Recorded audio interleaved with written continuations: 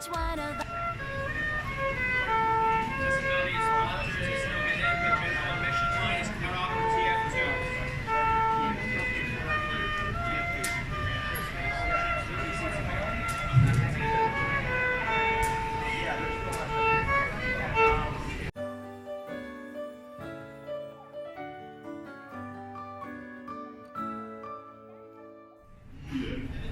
So, this whole panel is supposed to be about pony origins, right? Nope, I'm hijacking this sucker. We've talked that to death. Everybody knows that this wonderful lady created My Pretty Pony back in '83, right? Everybody knows that. We can do that. Everybody knows that lovely lady is the creator of G4, the reason why we're here today, right?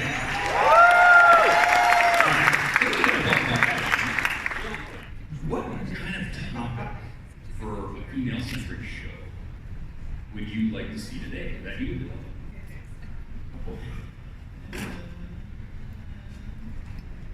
That's a tough one. You know, I think personal relationships, like friendship, is very important, and we have covered that. There's room for more. There's always room for more. I think so. I haven't been thinking about this for years. Truthfully, I just started thinking. I don't know. Maybe you and Lauren could get together and do a collab. Is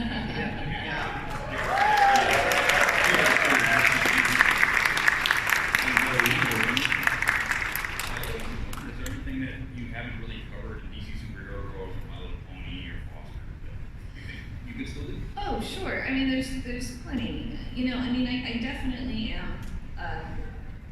primarily interested in, especially at this point in my career, to continue to tell stories for and about girls. Shows like Foster's was very gender neutral, but the majority of the cast was boys.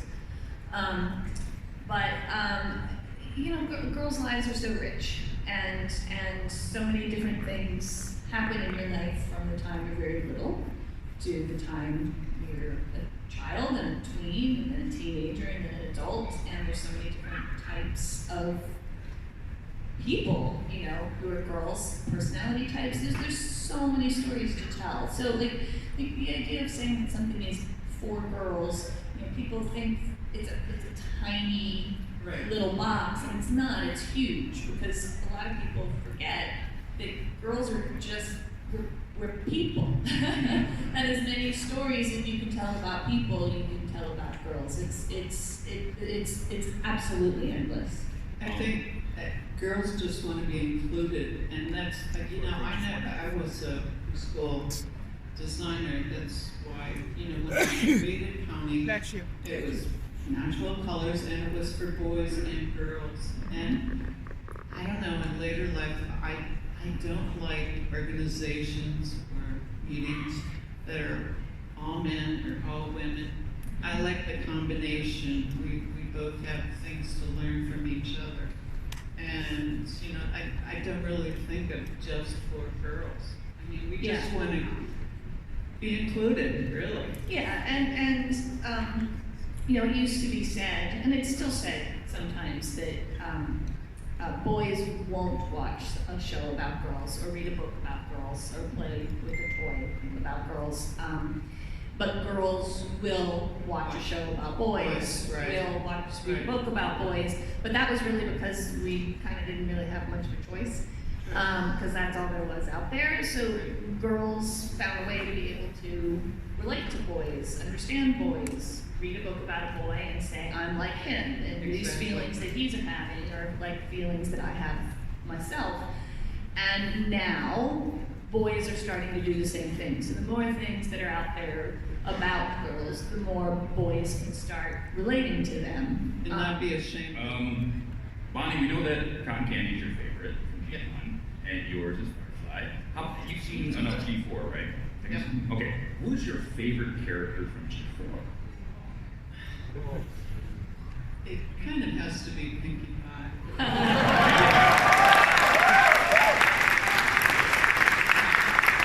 And I know you're very close to it, Lauren.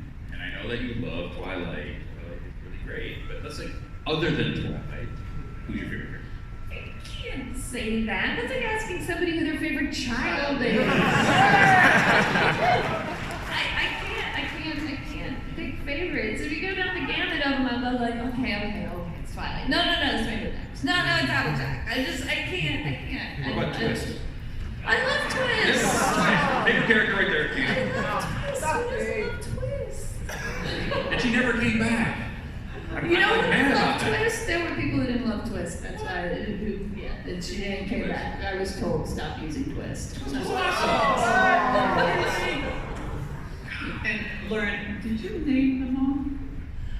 No, I didn't. A lot of the characters were named by the writers. The main cast. Oh, this is interesting.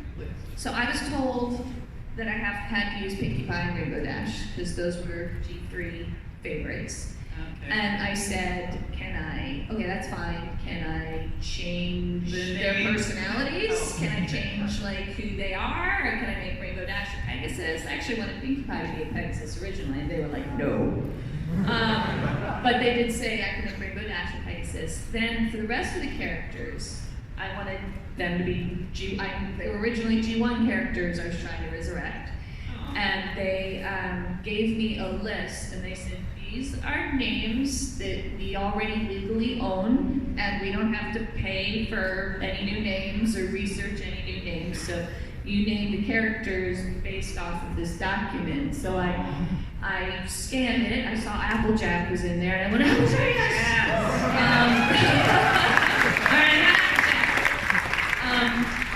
But then, I had to go through the list and try to find a name within the list that kind of worked for the character as it existed already.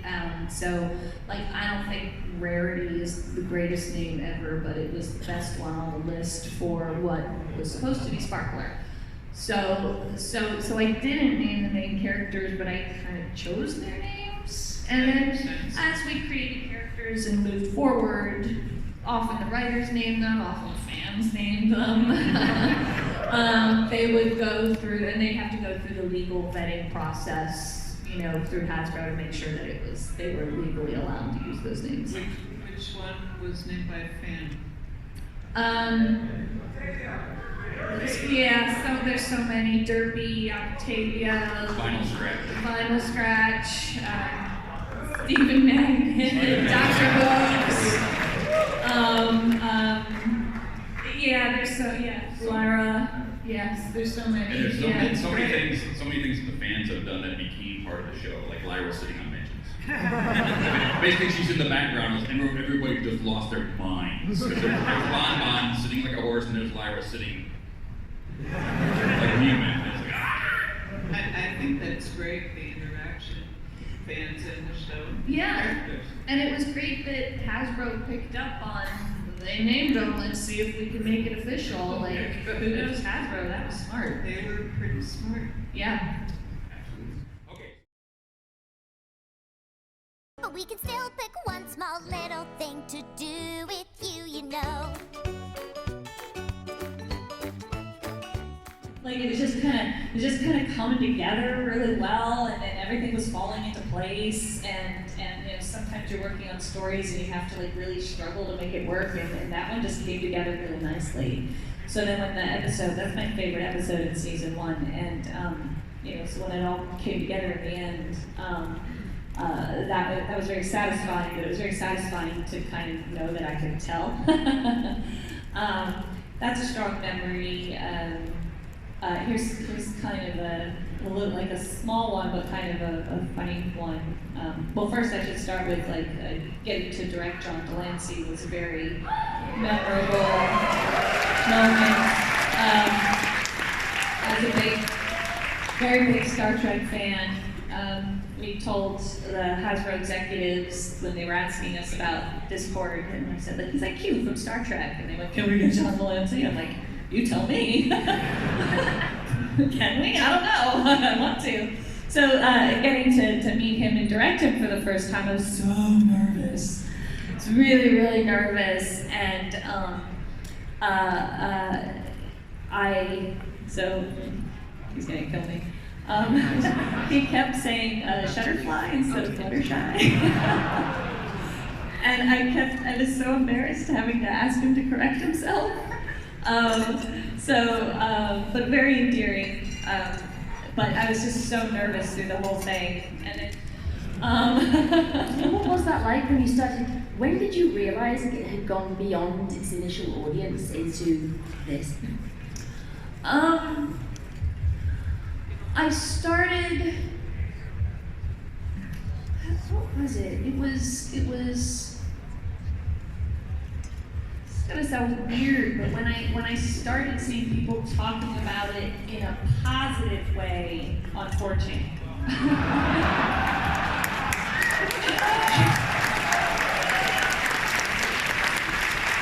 The positive part of that being the important part, like that's when I think I realized that like this is not what I was expecting.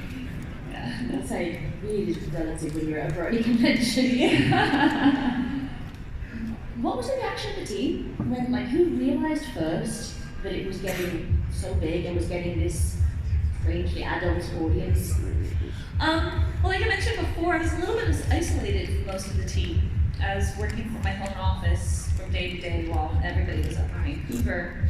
So the only story that I ever got relayed to me from anybody realizing that this was blowing up was from Mitch, who I sent him and the writers. I had found a video of a Russian Brony get-together where a bunch of adult Russian dudes got together and were singing Winter Wrap-Up.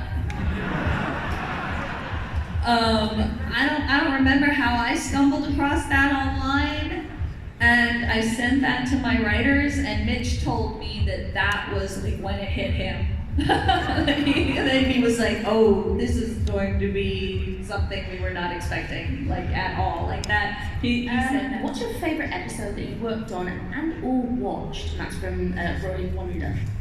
From what? Rolling Wonder is the person who asked this. What is your favorite episode that you worked on or that you watched? I think I mentioned it before. I really enjoyed Sonic Rainbow from the beginning to the end, from its inception and from its completion. That is the best episode of season 1 to me. What was it about that one that really captured you? That you think, oh, this is amazing? Well, that one for me felt like this is what I want this show to be. That's. It's gonna work, I know it's gonna work. It's gonna work out just fine, trust me. It's gonna work, I swear it's gonna work. It's gonna work out just fine, you'll see.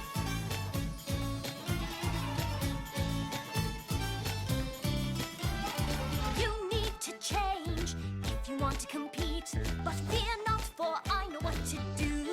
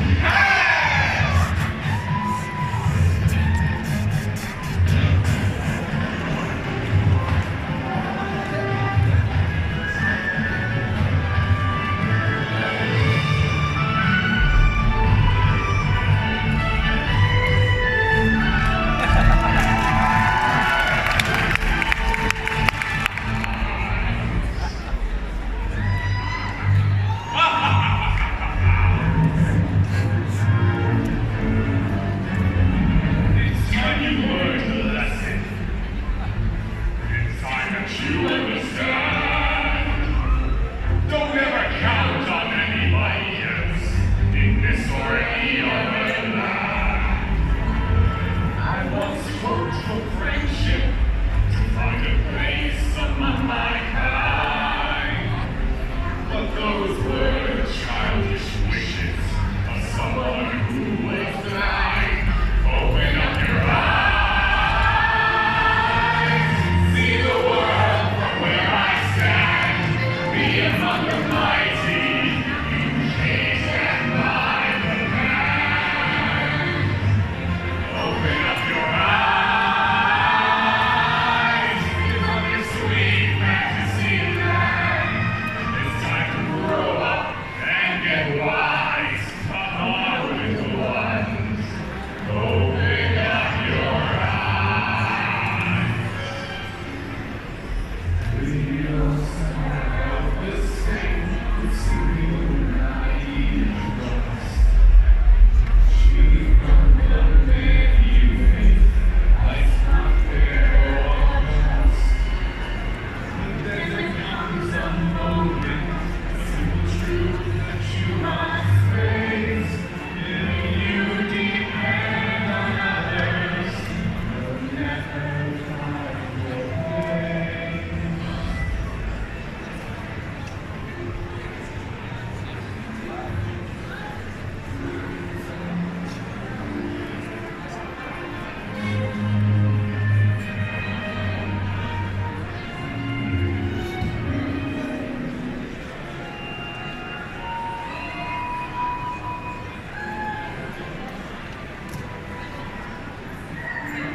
Take our first step, proud soul.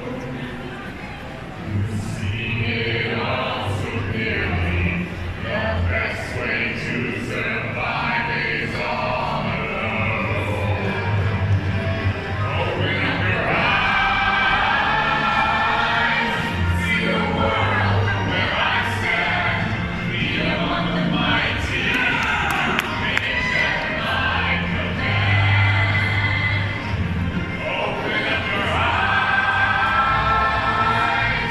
and behold the faded light. It's time to grow up and get wise. Come now, little one. Open up your eyes.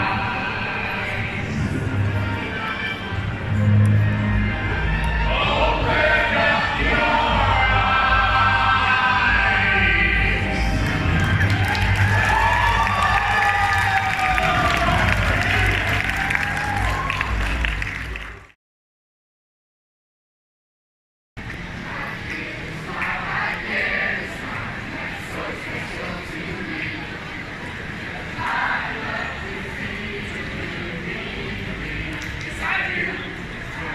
One more thing I'd say to make you see that I do.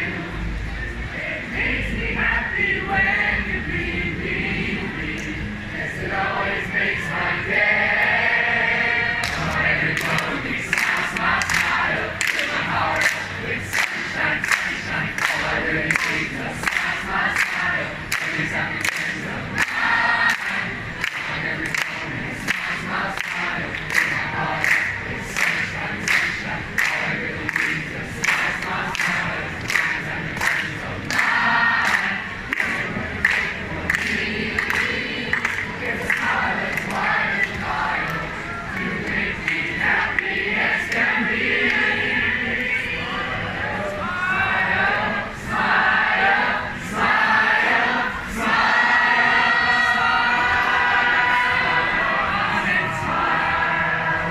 Come on and smile.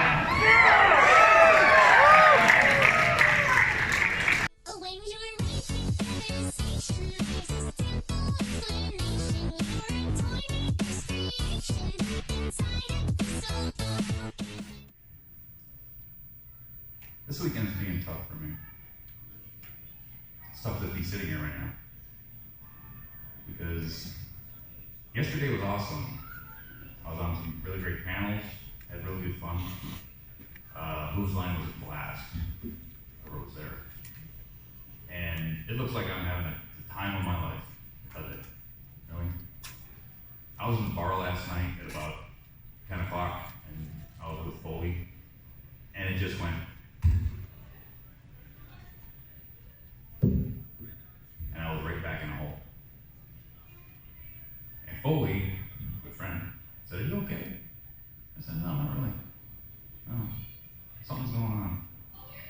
And he supported me. He said, "You know, you can talk to us." I said, "I don't really know what to say. It's just something, I don't know." And he says, "You can go take care of you, go to bed and take care of yourself." I said, "Yeah, you're probably right." So at 10 o'clock at night at Bronycon, after having a really great day, right, I got hit with depression, like that. And I went up to bed, and I went to bed about 10, 15, didn't get up till 7, 8 in the morning, and slept like a log. I don't know whether it was exhaustion, the crush of people, you know, or whatever, or having to be on, right? And I love all you guys, I really do. I love all you guys. But sometimes it takes it out of you. You know? And you're smiling, you're taking pictures, and you're signing autographs, because I know for a fact that, you know, I'm a supporter of you guys. I support all of you. Hello. But then there's only so much of me that I can give, right? And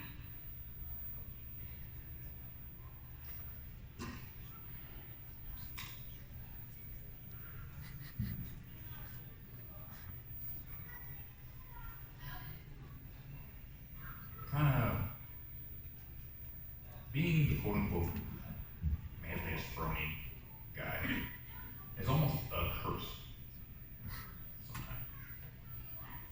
Because I'm supposed to be the rock, right? The rock at Gibraltar. I'm, you know, one of the 4 heads that's carved on Mount Rushmore of Bronies.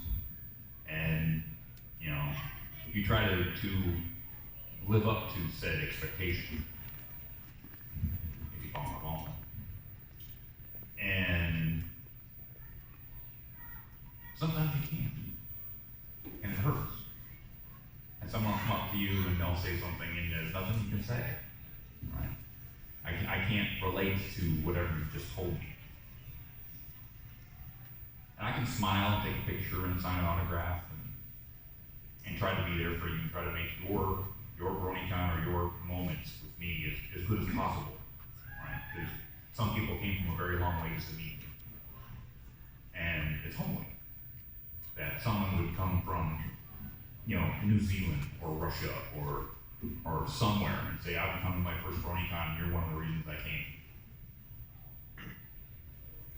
And it's like, wow. I'm just this kid from Marine City, Michigan, who was a bullied kid.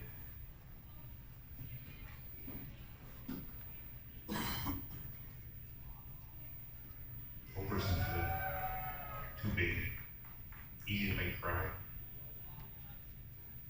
creative. But in the 70s, they didn't give a shit about the kid who hit you first. All they saw was you hitting the kid. Right? So in grade school, I'd be out on the playground, and all the girls come around and beat me on the head, and then I'd chase them, and then I'd get in trouble because I was chasing the girls. Then in high school, you know, they kept it going. Junior high was horrible. In 10th grade, I was going downtown for lunch with 3 of my football friends, and there was this one kid, Chuck Marshall, hot take crop, blah, blah, blah. He's about this tall to me. He's a real snot-nosed, druggy, pushing kid. And he had this big crowd of kids with him, and he just runs across, you know, one of the football fields. "Oh, come on, Rhodes, I'll fight you." "I don't need to fight you, dude. I got nothing to prove." So I turn around and walk away, and he kicks me in the back. And he just talked me on the wrong, and I white rage. Anybody know what a white rage is? Okay, a white rage is when you lose your temper to such a point that you have no idea what you're doing. None. this was told to me because I don't remember. That I got up, took my jacket off, punched him in the gut so hard I lifted him off the ground. When he was on the ground, I had his arms under my knees and I was pounding his head in the ground to China. And two of my football players, friends, hauled me off of it and tell his friends, get him out of here, he's gonna kill him. And they didn't stop him. Chuck got up, kicked me in the chest again. They went, you asked for it. I put that kid in the hospital before it all was all over. Broken eye socket, kicked him straight in the groin, tore a something or other, broke a rib, all of that. I ended up of course, in the principal's office with his dad, my dad, who was 6 foot nothing, 320 pounds, ex-college football, or semi-pro football player with a temper, and the Marine City Police. Because that kid's dad wanted me arrested for assault. So all of Marshall's, this is kid's name, Chuck Marshall, all of his friends, none of their stories added up. All my friends did. So the cops were pretty much out of it. It was self-defense. They left. Marshall's dad is screaming at the top of his lungs that he wants me arrested, he wants me thrown out of school, blah, blah, blah. And my dad, being my dad, turns to Marshall's dad and says, you will shut your fucking mouth. Because your kid's been doing this to my kid for 3 years and you're lucky I don't beat the living shit out of you. Right in front of the principal. I looked at my dad like, and sure enough, Marshall's dad finally gets smart and leaves. So the principal says, well, we're gonna have to suspend your kid. And my dad said, you're not suspending my child. And he goes, what? I said, you're not suspending my child. I'll sue you, personally. I'll sue the school system. I'll sue the city Marine. I'll sue the city Marine City. I'll sue anybody I've got to. Because this shit's been going on for fucking years and you do nothing about it. And the principal goes, well, we have to do something. No, you don't. Well, we're gonna put him in detention. My dad said 1 day. And the principal agreed to that, so I'm in detention for 1 day. Only because it was on school grounds. So I go home. My dad said, get up, come on. We go home. And we sit in front of the TV watching the baseball or football. And this goes on for like 2 hours. He says, no. I'm like, oh, shit. And he finally turns to me and he goes, 1, I'm glad you stood up for yourself. I'm not happy that you fought for it, but I'm glad you stood up for yourself. 2, don't ever do it on school grounds.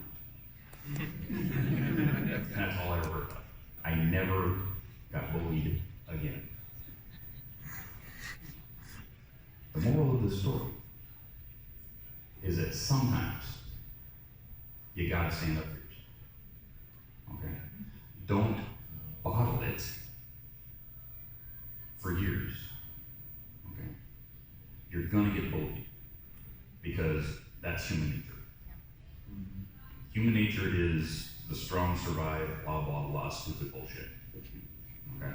Sooner or later, this will fall by the wayside of human nature, but that's probably a couple hundred years from now. Yeah. Okay? We'll be the start of it. We'll be the seed that changes human nature 300 years down the road. But as of today, you're gonna have to stand up to the boss, your coworker, the kid in high school or grade school that's giving you shit, and just say, I'm not gonna take it anymore. You can move on your way, because jobs come and go, coworkers come and go, bosses come and go. Friends in high school, I don't even talk to anymore. Friends I had in college, don't care. Never talked to them again the minute I left. I see some of my high school friends on Facebook, I would never talk to them, ever. Some of the stuff they put up on Facebook, it's like, why would I ever talk to you again? You're stupid. You never left a little 30-mile that circle around Marine City, but I have no idea what's going on in the world. None. You're dumb, you're stupid, you don't want to see what's going on in the world. All you see is this little slice of Americana that you grew up with that you think is your whole world. That's it. You have no want to better yourself. We all want to better ourselves. That's why we're here. Right? So if someone gets into your face and it's like, I don't need you in my life. Bye. If they start giving you shit, they're trying to control you. Right? I don't need you. Bye. Ignore them. If they don't want you to ignore them, if they start getting physical, stand up. Most bullies, as soon as you stand up to them when they get physical, they're like, ooh, shit. I don't want to do anything now. But if they do start getting physical with you, and you don't want to fight, cover up. Everybody do this. Right? Let them punch it out. They'll get tired. Once they get tired, walk away. What does that prove? You're a bigger person. Okay? But if someone's going to get physical with you, cover up, protect yourself. All that stuff. You can take self-defense classes. They're out there. Okay? There's lots of them. If you're having problems with your coworker, go to your boss. If it's your boss, go to your boss's boss. If your boss's boss, go to the owner. Okay? There's always somebody to go to. If it's the owner, give him a job. I've completely walked out on jobs where the owner was complete dick. First job I got out of NMI. I go from Phoenix, Arizona, all the way up to Eugene, Oregon. The guy who owned this Harley Davidson store was an ex-professional magician. His wife, his assistant, was the head of motor clubs. His son, who was a Navy brat, was the head of sales. A very small place with a family shop. It was the most horrid experience in my life. And all they were a bunch of bullies to each other, and then they were bullies to us. But it was the first job I had at school, so I was like, Finally, what tipped that one off was, I was in the SCA. Anybody know what the SCA is? Society for Creative Anachronism. People beat at each other with sticks in the medieval style. They teach in schools about the medieval times. It's a wonderful thing. Check it out. So anyway, there's this big, huge war going on, and I'm supposed to be helping with that. And I tell my boss, hey, I need one day off during July 4th weekend so I can go do this thing. He said, no, we all have to be here. It's a big riding weekend. Everybody, the whole shop's going to be here. It's a personal shop. Okay, boss, I'll be a team player. So sure enough, on the Thursday, everybody's there. On the Friday, everybody's there. Coming on Saturday, he's gone, owner. Son is gone, wife is gone. We can't sell a motorcycle without anybody there. For them, I go to the general manager, who's this old biker guy, and I say, where the hell are they? Oh, they're on their vacation. No, they did not tell me they were going anywhere. If they'd been honest with me, it'd been fine. That was the last straw. I went to the back, took all my awards off the wall, put them in my toolbox, opened my toolbox, took every tool of theirs, threw it through the wall. I got torque wrenches stuck in the wall. Locked my boxes, and I'm dragging them through the gravel out of my truck. I take the top box, slide it in, take the side box, sideways, shove it in my truck. And the general manager's come up, owner wants to talk to you on the phone. And I told him straight up, that's the last time he ever lied to me. Bye.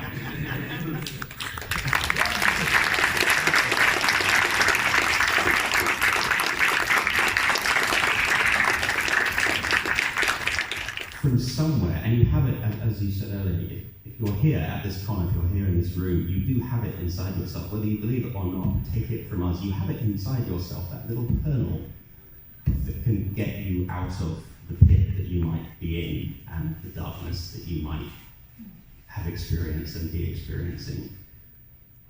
It's not going to happen overnight, it's not going to be easy, there are going to be rough patches that you go through, there's going to be backsliding. I'm not going to sit here and blow sunshine up your ass about the process, nor am I going to say that it's something that you can accomplish and be standing up here and be there, as Dusty said, I still struggle with this stuff. I think everyone up here still struggles with this stuff. But it can get better, you can make progress.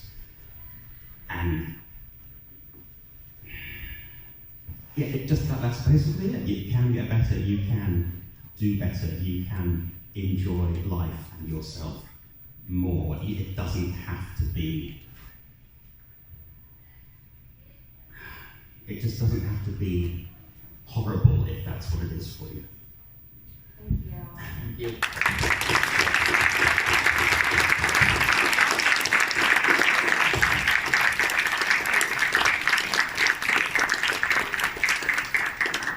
At the sake of possibly embarrassing you after being so honest, which I really appreciate, Wallpapers was a member of the DC Bronies, which is the group that I was from. Meetups are a great place to find people with similar ideas. It doesn't have to be Bronies, it's anything. Again, find people that support you, that share your interests. And many of the members of the DC Bronies, their first meetup was the one where we had to send him off to go back for higher education.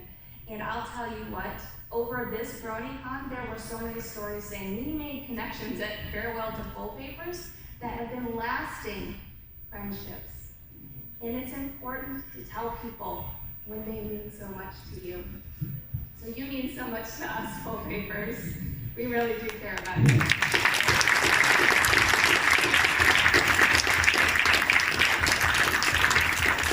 And being terribly English, I'm going to reach for the handkerchief first. And now that we're both Thank crying. you. Thank you for that. Yes. So take the time to support others, to compliment them on wearing things that you enjoy, to ask, did you make that? Where did you get that? Have a conversation and tell people when something like does matter. Talk to the housekeepers, talk to the people that are outside the hotel, talk to the people that are cleaning the bathrooms, and just thank them. Because the smallest things, as I said in My Little Pony, one small thing can make a difference. It's one of my favorite lessons from the show. Do y'all remember that one? It was the Coco Palmel running the theater, and at the end, Applejack and Rarity say about how it seems like so daunting a task to do these big things, but if each of us does one small thing, it can make a big difference. And I found it to be true. I mean, look at this community. Look at this fandom. This is like millions, literally millions of Bronies worldwide, each doing their little part to spread a message of friendship and love and tolerance. And them coming together brought us here today. And that's pretty awesome.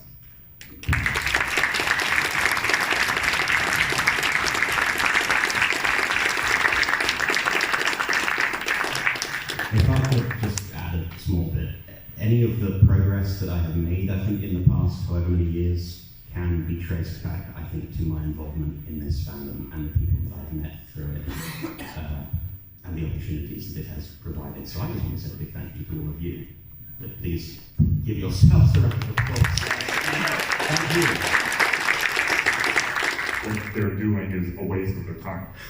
However, the timer resets if you, for example, make a video breaking down on camera telling them all to leave you alone. That's not going to help the problem. It's just going to reset the timer. In fact, for even longer, because they'll see that if they can get this out of you, they're just going to double back. So I talk from experience from a handful of groups of people pretty much wanting my head in a box. But the best thing you could possibly do in this situation is give them no interactions. They're kind of like changelings. They feed off of that. That's what helps them survive in their own little world of, I feel tough for doing this. So I know it's hard. I know maybe on a bad day, coincidentally, there'll be that comment from them, and you'll think nothing is worth it, but if you don't give them that interaction, well, what do they do it for? That's right. Best friends until the end of time. We'll have each other's backs. Greetings once again. I sound like I sound like Dr. Wolf when I say that. I'm come on, I'm a lot more edgier than him, but I thought I'd say it for just fun and laughs. But day 3 has concluded. Tomorrow's that last day when we're all gonna hear it, but let's not think about it right now. Now, before we get to our thoughts about today, I'm actually going to speak about a panel that I attended yesterday night on day 2. My friend Cynthia here got tired, so she decided, no, I'm just, you can ride this one alone, so I'm like, whatever. So, I went to the Brony Fandom History panel, and Hoofbeats was there. He was one of the guys on the panel, and it was a really good one. I think one of my most favorite parts of it was they were not afraid to briefly talk about the controversial era of the they're talking about it in eras, you know, to make it like a history documentary, and I like that little touch. But in that slideshow that they were showing as an example for the controversial area, there was of course the Me Too movement. There was the controversy around the MLP movie. Like, some people liked it, some people didn't like it, some people hated it, some people loved it. I'm part of that group.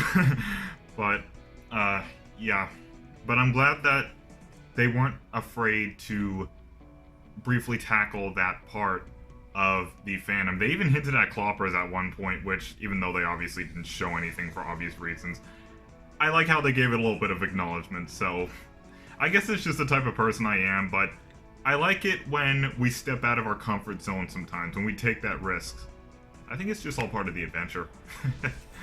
But yeah, and by the end, they had said that unfortunately something had happened to their cameras in the back, so it wasn't recorded. So they're like, so if anybody recorded that with their phone or camera or something, could you come up? So I went up with my Huawei P20 that I'm using to record this and pretty much all of the footage, and I said to Hoofbeats, hey, I recorded the majority of it.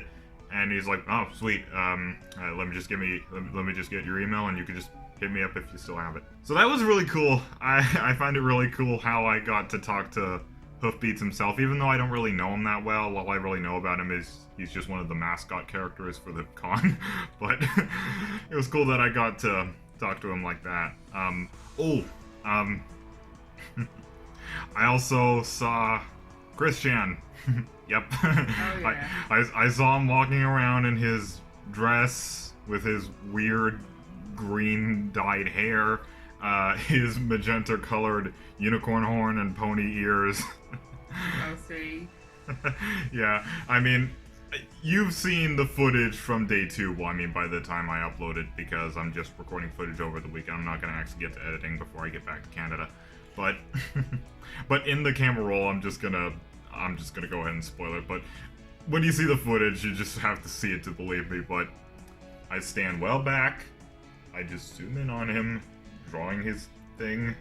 Nice little, well, not really nice, but the iconic Sonic Shoe medallion hanging from his neck as always. And I'm like, sweet Celestia, he does exist. Okay, I'm gonna get out of here before I get pepper sprayed or tasered or something like that. At that point, he's capable of doing anything to prove some point he's making, but yeah, but that was a very satisfying way to end yesterday. Alright, so thoughts about today.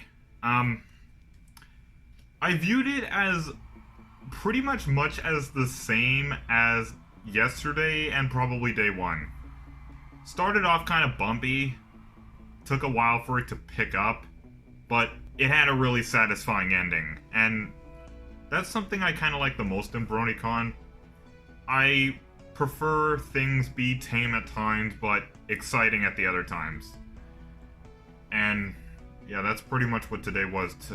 Tomorrow it's just gonna be the feels.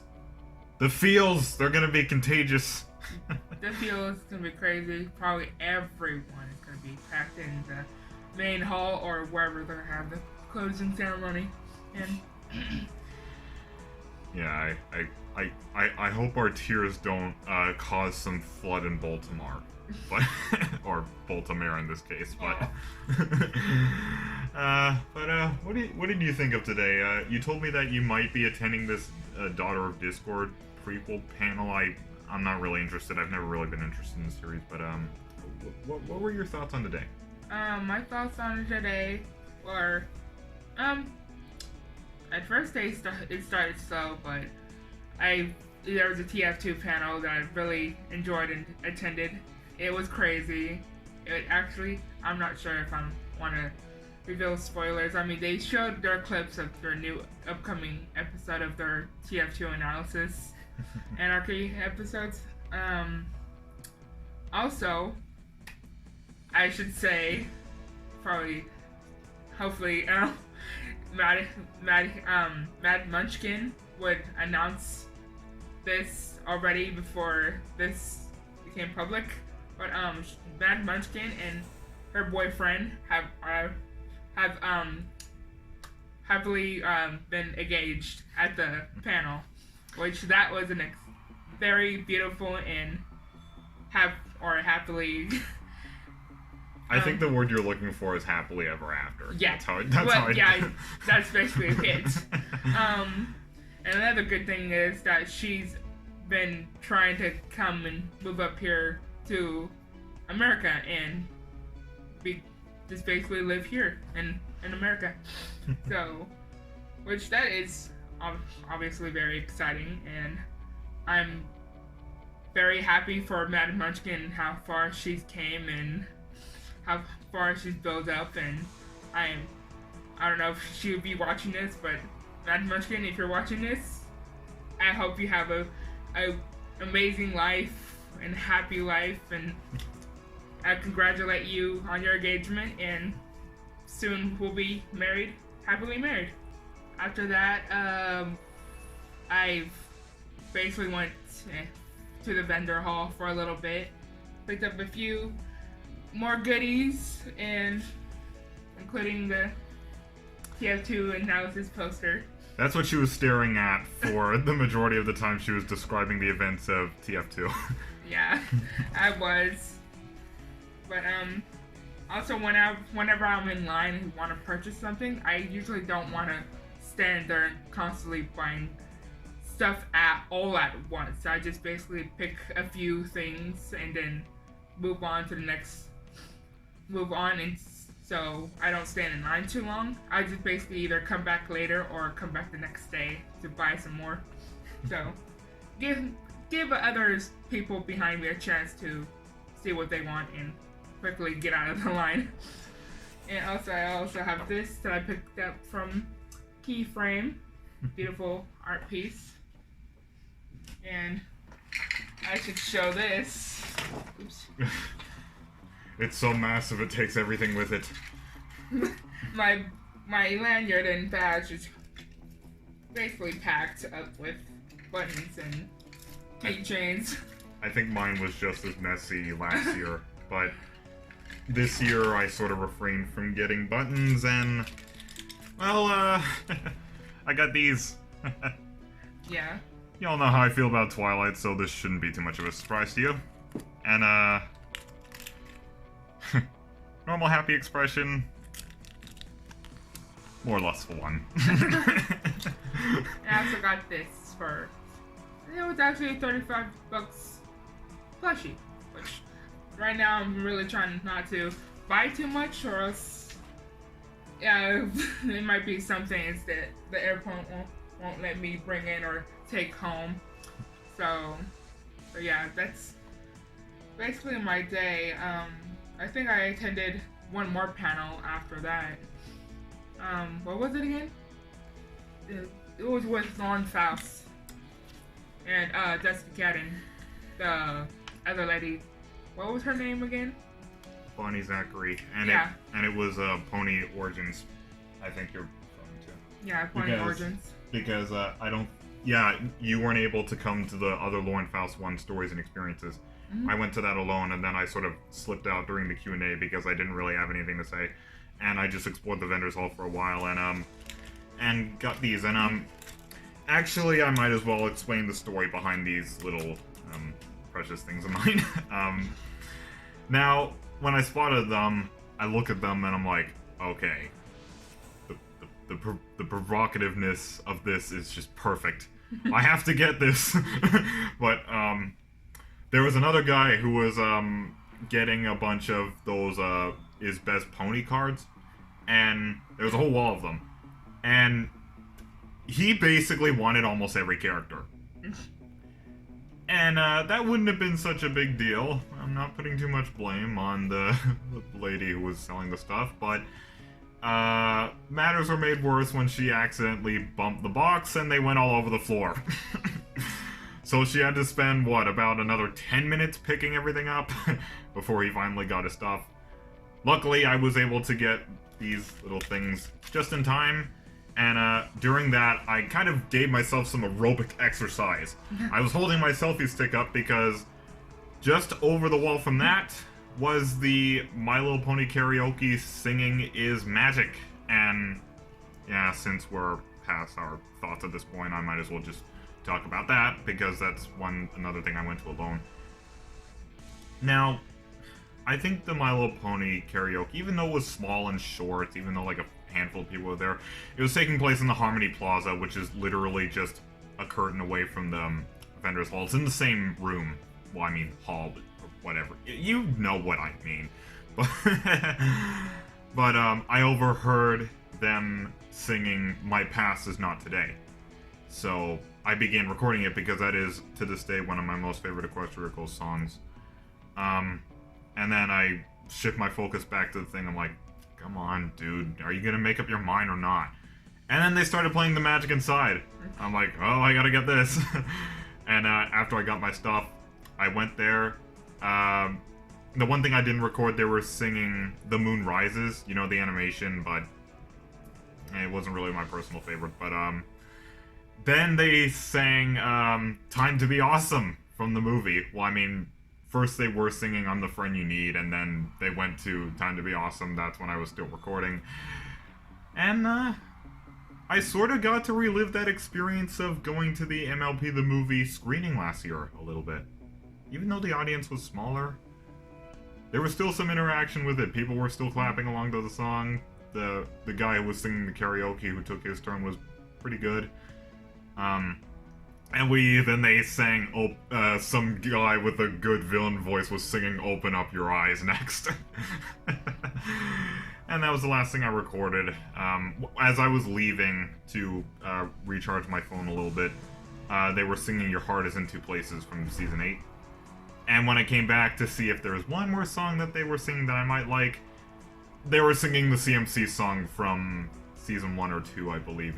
It was the one where the performance goes completely wrong. And I'm like, I pretty much have the same reaction as Ryder from GTA San Andreas when OG Loke was annoying people with his terrible singing at the house party.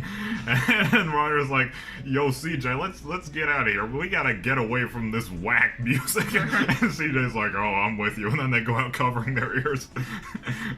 That would basically be me during that. Well, no, I didn't really take much to it. I mean, they were having fun.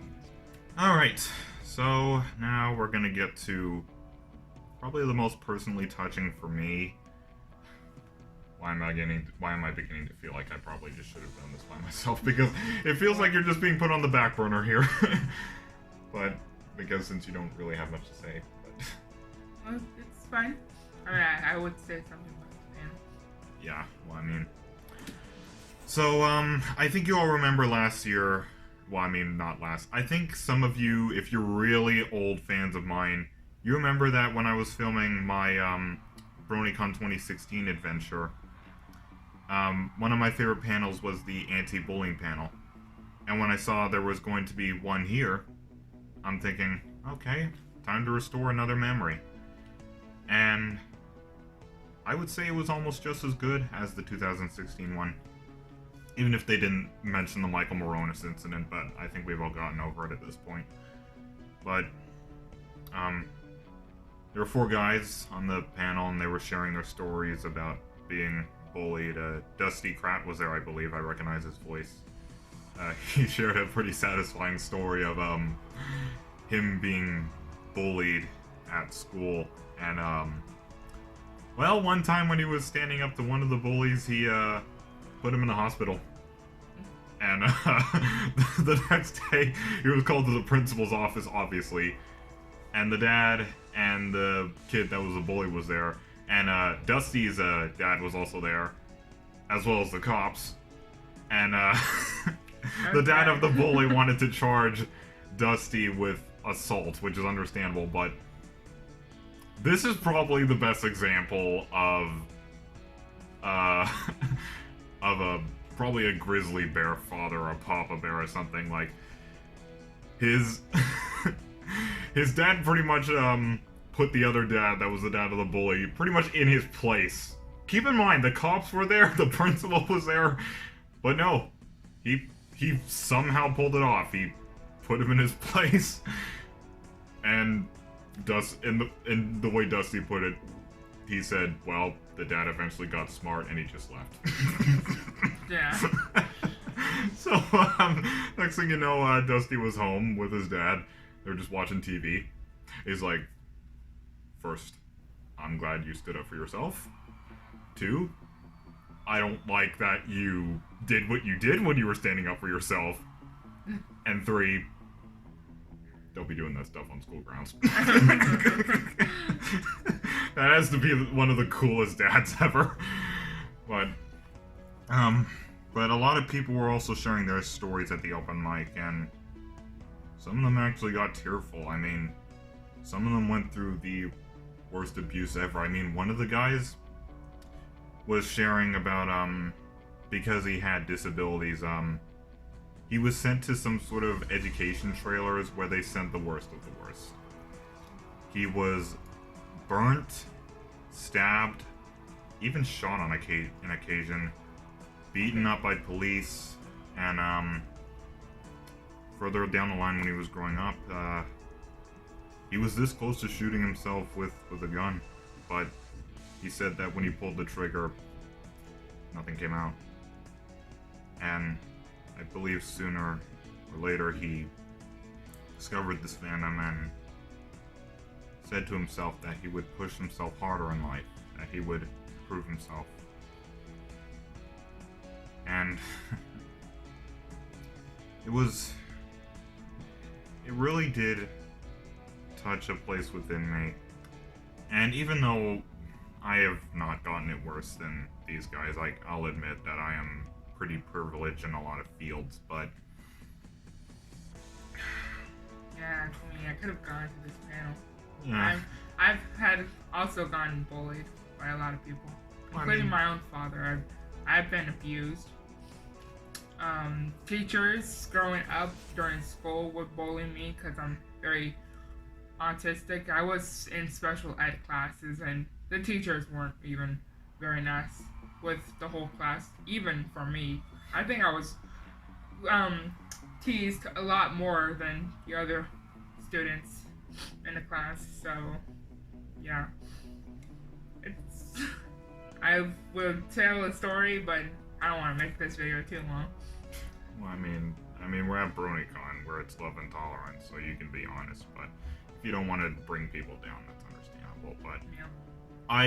I, however, got a chance to speak at the open mic, probably the only time I'm ever going to speak at anything here, and I gave a little analogy that, if I haven't stated in a video before, well, now's a better time to do any. I'm going to reenact what I said. I gave an analogy to where I said, cyberbullies, especially the online ones, are like a giant timer.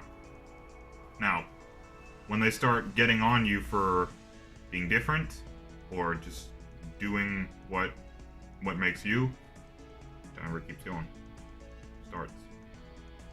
And when it gets to 0 on the other side, that's when they lose interest in you, and they either move on with their life or move on to another target. However, if during that ticking, you, for example, make a video, breaking down crying on camera, telling them to leave you alone, timer resets. Yeah.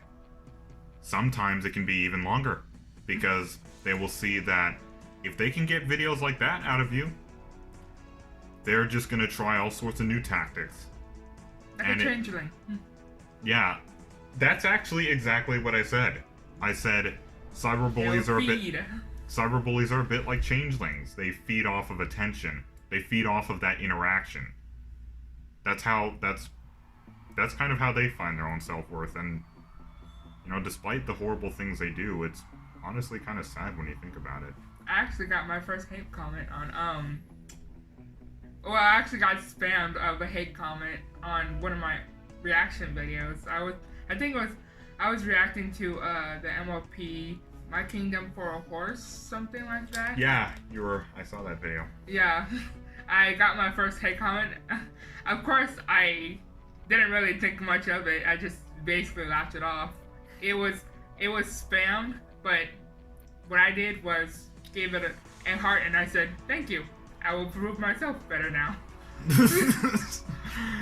I mean, yeah, there's nothing wrong with gloating. I mean, sometimes I do that with some comments I get from some people who don't really like me, but most of the time I just ignore it.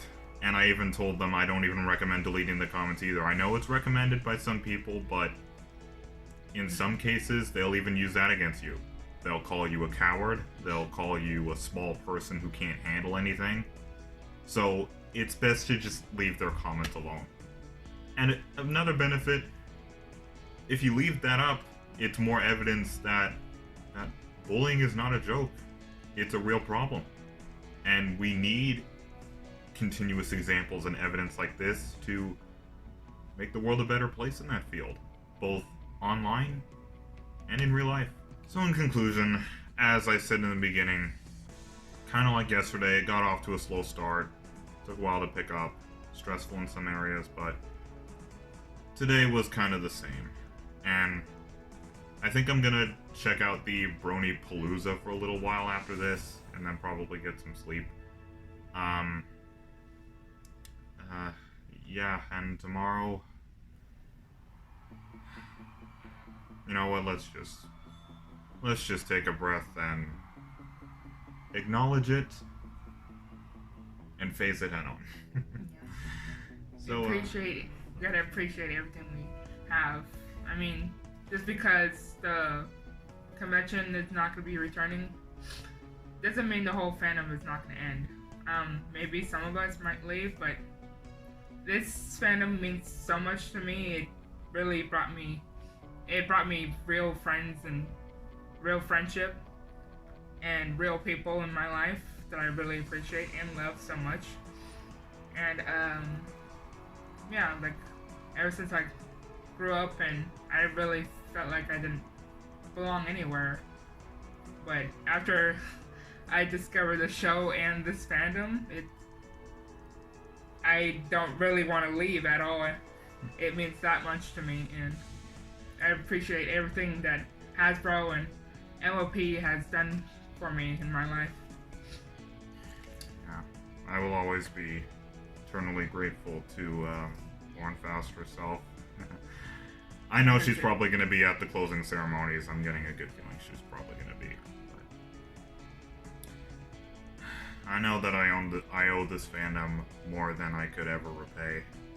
I mean, MLP itself and this fandom are the reason that I ever saw a day over 14 or 15. But anyways, so I think that about wraps it up. I think we've actually spent enough time doing this, so thank you all for joining us once again. For those of you who weren't able to make it, I'm very sorry, but hopefully soon the Bronycon YouTube channel will have footage up so you can watch the panels, or maybe you could even watch videos like this, because I'm a person with a camera and a extendable selfie stick, so I'm always trying to record as much as I can, especially footage of me fast forwarding the movement of a bunch of people walking through hallways for transition effects. So yeah, but yeah, I think that's where we're gonna call it. So have a great night, Bronies and Pegasisters. I know tomorrow's gonna be hard, but as long as we stick together, we're never gonna disappear off the face of the earth. Yeah, everything will be okay. Have a good night and bro. Bro. On this adventure, our friendship will never, ever end side by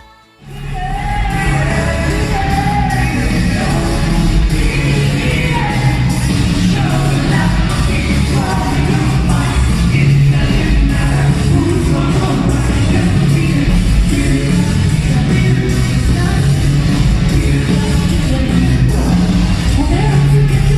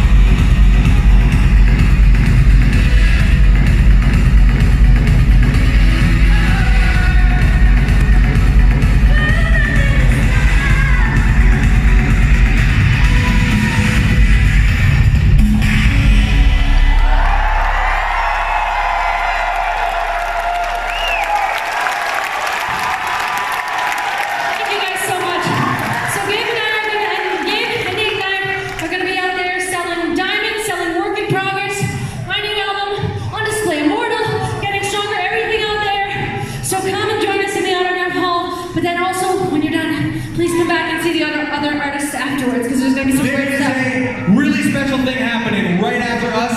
A super band is going to play tons of names you've heard from the fandom. They're all teaming up and making an incredible show, so you guys gotta stick around and see that.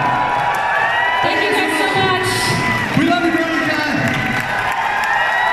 Also, big thank you to the crew as well, everybody that helped make this happen. Yes. Thank you so much.